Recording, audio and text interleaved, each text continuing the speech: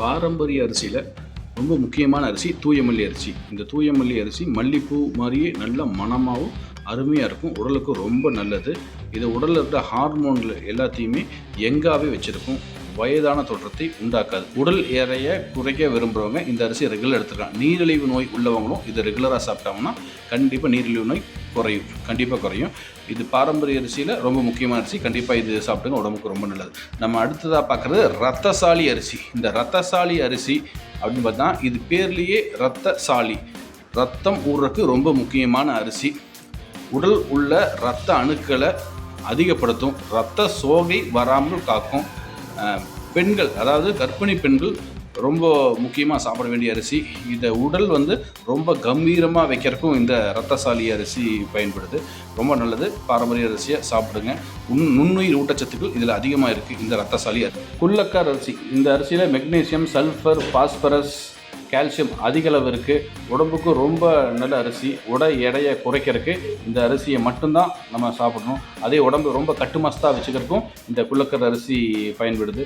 ரத்தத்தில் சர்க்கரை அளவை எப்பவும் கரெக்டாக அளவு வச்சுக்கிறதுக்கு இந்த குள்ளக்கர் அரிசி பயன்படும்.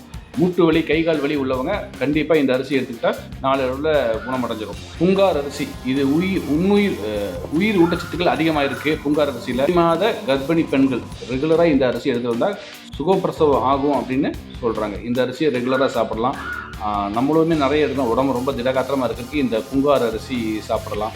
எடை மேலாண்மை உள்ளது. கால்சியம், மெக்னீசியம் போன்ற ரொம்ப முக்கியமான கண்டென்ட்லாம் இந்த அரிசியில் இருக்குது. உடம்புக்கு ரொம்ப நல்லது. புங்கார் அரிசி பார்த்திங்கன்னா பெண்களுக்கான ஹார்மோன் சுரப்பு அதிகமாக இருக்கும். இந்த அரிசியில் அதிகமாக பெண்கள் சாப்பிட வேண்டிய அரிசி இந்த புங்கார் அரிசி. கருடன் சம்பா. இது நுண்ணுயிர்கள் அதிகமாக இருக்குது, உயிர் சத்து அதிகமாக இருக்குது இந்த கருடன் சம்பாவில். உடம்பு ஆண்களுக்கு கட்டுமஸ்தாக வேணும் அப்படின்னா கருடன் சம்பாவை ரெகுலராக சாப்பிட்லாம். அதுவும் இல்லாமல் சிறுநீரக பிரச்சனைகள் இருக்கிறவங்க ரெகுலர் எடுத்தால் அந்த பிரச்சனை இருக்காது. இரத்த சோகை உள்ளவர்கள் இந்த அரிசியை ரெகுலராக சாப்பிட்றாங்காட்டி இரத்த சோகை பிரச்சனை இருக்காது. எதிர்ப்பு சக்தி இதுக்கு ரொம்ப ஜாஸ்தி இருக்குது. அதனால் காய்ச்சல், தலைவலி அந்த மாதிரி நோய்கள்லாம் வராமல் இருக்கணும்னா இந்த கருடன் சம்பா அரிசியை நம்ம பாரம்பரிய அரிசியில் எடுத்துக்கலாம். உடம்புக்கு ரொம்ப நல்லது. மீதி இருக்கிற அரிசியை அடுத்த வீடியோவில் பார்ப்போம். Thank you viewers.